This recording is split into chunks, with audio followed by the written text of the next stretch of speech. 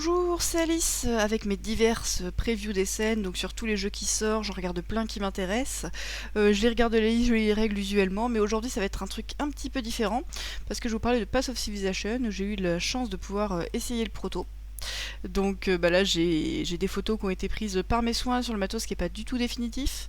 Je vais quand même aller le chercher là-dessus pour vous dire un peu qui est l'auteur et l'illustrateur parce que évidemment j'ai oublié, enfin l'illustrateur, si, justement l'illustrateur, ça en parle, mais... donc l'éditeur c'est Captain Game, c'est un nouvel éditeur, mais avec des anciens du monde du jeu, et l'auteur c'est Fabien Gridel. La couverture a fait parler pas mal, parce que elle a été générée par IA, voilà.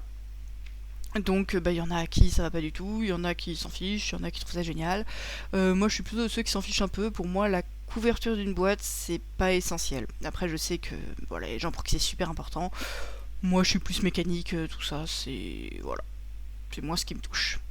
Et côté qu'est-ce que ça représente économiquement, socialement, tout ça, je trouve pas que ce soit le plus grand débat ou quoi que ce soit. Je pense pas que ça supprime les illustrateurs un jour. Voilà, bon.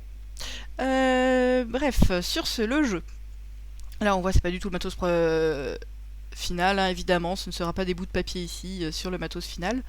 Dans ce jeu, donc ça va être un jeu de civilisation à base de cartes qu'on va jouer devant nous, qui vont nous permettre de monter des curseurs pour en gros aller rechercher différents types de technologies et gagner des cubes à divers endroits qui vont donner en gros de l'influence sur les domaines correspondants. Donc il va y avoir plusieurs domaines représentés par ces différentes couleurs. Donc on a, je pense, l'économie, la science, la religion, le militaire et l'industrie, quelque chose comme ça si je ne l'ai pas dit. Ou la population, je ne sais plus.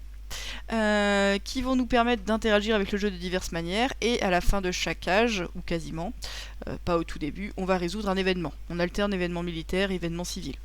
Les événements militaires se demandent d'avoir une certaine force militaire ou d'être le premier pour gagner des trucs, mais dans une limite d'en avoir assez. Les événements civils, en général, c'est avoir au moins des symboles de tel ou tel type.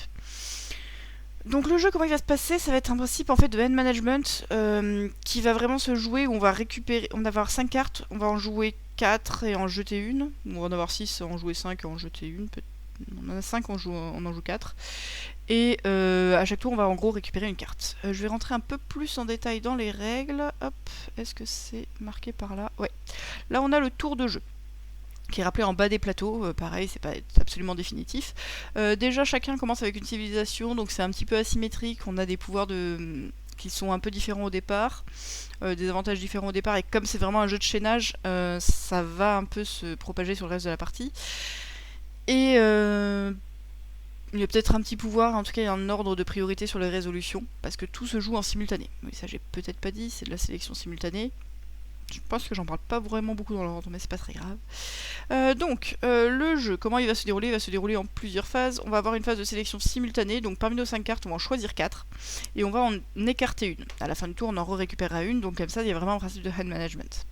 Les cartes qu'on va jouer, on va en jouer 2 à gauche et 2 à droite. Ça a vraiment une importance, parce que celle à gauche nous faut un revenu en cube, qui est marqué là sur la partie gauche des cartes, donc ici je vais gagner un cube noir, et la partie droite nous fait un revenu en technologie. Donc c'est ça qui va nous permettre de monter sur ces pistes-là, pour ensuite pouvoir acheter de nouvelles cartes, pour ensuite se développer, pour pouvoir gagner plus de choses. Évidemment, plus on achète des cartes chères, plus elles nous valent de choses. Une fois qu'on a fait ça, on va utiliser la plupart des cubes qu'on aura mis. Donc c'est là qu'on va répartir les cubes un peu partout. Donc les cubes de religion vont sur la piste religion, les cubes merveilles vont sur la partie merveille, les cubes leader vont sur la partie leader, les cubes idées vont sur le prochain événement civil, et les cubes militaires vont sur le prochain événement militaire. Après on répartit donc les choses qui seraient parmi ces cubes là, il y en a qui servent à récupérer des choses pendant les tours, et 2 qui servent pour les événements. Donc les cubes pour les événements, ça nous permet d'atteindre des objectifs, ça contribue à notre force militaire pour les militaires, assez massivement, et pour les événements civils, ça nous permet de, en gros, récupérer, pareil que des badges ou des choses, enfin, d'atteindre des seuils. Les 3 trucs qu'on va récupérer en cours, enfin à chaque tour, ça va être la religion. Donc la religion, il y a une piste comme ça, on avance quand on a un certain seuil, donc au début 2, puis 3, puis 4, puis 5. On retire nos cubes de religion pour les remettre dans nos stocks, et on avance d'un niveau de religion. Chaque fois qu'on avance d'un niveau de religion, ça va nous donner un bonus ailleurs, donc soit un niveau de technologie, soit un cube. Le premier à passer choisit. S'il y a plusieurs personnes qui l'atteignent dans le même tour, tout le monde choisit ce qu'il voudra parmi les 2 éléments en permanence. Voilà, plus on a avancé haut sur cette piste, plus on aura de points. Ça nous redonne des bonus ailleurs. et pas mal de points. La piste des merveilles, ça va nous permettre de récupérer une merveille, le piste leader, un leader. Les merveilles leaders, dans tous les cas, il va y avoir ces symboles sur le haut des cartes qu'on va essayer de collectionner, qui vont jouer pour les événements civils et pour d'autres choses, et ça va nous donner un pouvoir. Donc on va pouvoir récupérer une merveille ou des leaders. Donc chaque merveille leader ont un certain nombre de points qui coûtent. Les merveilles, on les met sur le côté, je crois que ça fait que des effets immédiats et des points, je ne sais plus exactement. Les leaders, on va les mettre au milieu de notre plateau comme ça, et ça va un peu faire une carte permanente. Par contre, dès qu'on reçoit un nouveau leader, il est recouvert. Classique dans les jeux de Civ. Voilà. Après qu'on ait fait ça, on va pouvoir utiliser une technologie, enfin on récupère nos marqueurs de technologie en fonction des ronds qu'on a récupérés. Qu'est-ce que ça change de faire maintenant ou au tout début de tour? C'est que si on a changé nos leaders, ça change un peu ce qu'on va gagner. Et après, on va pouvoir acheter de nouvelles cartes grâce à nos niveaux de technologie. Donc les nouvelles cartes, il y a un gros display comme ça au milieu. Hop, est-ce que j'ai une photo, on les voit un tout petit peu mieux? Je suis désolée, c'est à l'envers. Donc comme ça, on a un display donc par couleur de cartes qui vont avoir donc une majorité de trucs de leur couleur, qui vont coûter un badge d'une couleur, puis 3 éléments, puis 4 éléments, puis plus d'éléments, qu'on va pouvoir récupérer devant nous. Quand on récupère, donc ça va celle qui est remplacée la carte qu'on a écartée. Plus elle coûte cher, plus elle nous rapporte de symboles. Et il y a un espèce de chaînage. Et ça va être un petit peu au cœur du jeu, de bien repérer comment est-ce qu'on peut faire les choses. Donc de réussir à récupérer des cartes niveau 1 qui vont nous permettre de débloquer rapidement des cartes niveau 2 si on les met au bon endroit, ou rapidement d'autres bonus via les autres cubes et tout ça, pour que tout combatte bien, pour réussir à atteindre des cartes fortes rapidement, des bonus intéressants rapidement, bien contribuer dans le bon timing aux événements qui nous intéressent et sur lesquels on espère pouvoir scorer. Donc voilà, donc tout va se jouer vraiment sur ce chaînage, beaucoup. Une fois qu'on a récupéré ces éléments-là, on fait l'événement. Pareil, une fois que l'événement est fait, les cubes reviennent chez nous et on pourra accumuler des cubes pour l'événement suivant du même type. Et on recommence un tour.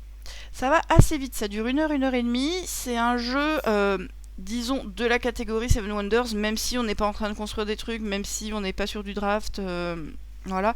Mais il y a un peu ce genre de sentiment dedans. Avec le tout en simultané, avec le jeu de civilisation relativement abstrait sur le chaînage de ce qu'on veut développer. Voilà l'importance d'avoir tel et tel symbole, le militaire qui est purement de la comparaison par rapport à certaines forces par rapport aux autres, mais où il n'y a pas d'attaque en fait. Voilà, il y a aussi une piste de militaire permanente. Donc oui, ça, parce que quand même quand on gagne une carte ici, c'est un truc que j'ai pas dit, mais ça coûte assez cher et ça va nous rapporter quelque chose immédiatement. En fait, ça c'est ce que ça rapporte, c'est pas du tout ce que ça coûte. Ce que ça coûte, c'est marqué sur le côté. Ça nous coûte donc 1, 4, 7 ou 10. C'est marqué en espèces de pièces, mais en fait c'est la valeur de technologie qu'il faut avoir dans cette catégorie. Donc pour acheter une carte bleue, il faut juste plein de bleu. C'est pas un ensemble de trucs. Et quand on fait du bleu, on va récupérer de la religion. Voilà, donc comme ça, c'est vraiment du chaînage avec les bonus, on va essayer de voir et la carte et les bonus qui nous intéressent bien. Hop, voilà, j'ai un peu cafouillé, mais globalement, le jeu, moi, qu'est-ce que j'en ai pensé? Alors, j'ai bien aimé, mais je m'attendais à mieux. J'en avais eu des super retours, et je comprends qu'ils plaisent énormément. Moi, c'est un peu moins mon style de jeu que les purs euros. Voilà. On est dans un jeu qui a un format un petit peu plus light, mais qui est surtout un jeu de chaînage, de bien préparer ses coups, de compter ce qui va marcher. Il y a un petit peu d'interaction, notamment sur quelle merveille on va prendre, quelle religion on va prendre. Donc l'ordre de priorité, il sert par exemple quand il y a plusieurs personnes qui visent la même merveille, et c'est celui qui est le mieux classé en merveille qui va gagner. Et ça va être la même chose pour toute la partie. Donc ça va vraiment avoir une influence sur notre orientation, en plus de notre dotation de départ et d'autres éléments qui vont nous encourager un peu à aller vers là. C'est très fluide, ça va vite, il y a une vraie tension sur qu'est-ce qu'on va réussir à faire, le fait de réussir à passer au niveau d'après, ça reste du compter, c'est un peu ses coups pour réussir à débloquer un meilleur truc le coup d'après, ce qui moi est moins pur mon style et surtout c'était pas tout à fait ce à quoi je m'attendais.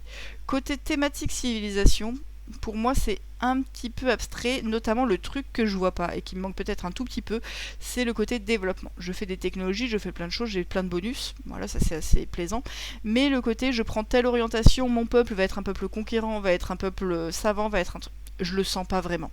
Et ça, je trouve ça un petit peu dommage, sur le fond qui est quand même très chouette. Du coup, je suis moins le public que d'autres, même si les thèmes me tiennent pas plus à cœur que ça, c'est la partie sentir l'axe dans lequel on se développe.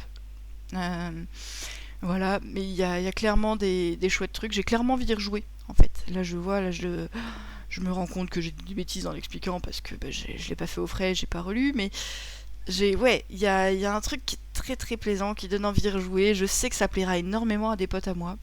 Donc je pense que ça va ressortir, ça. Voilà.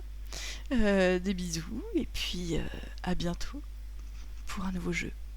Salut!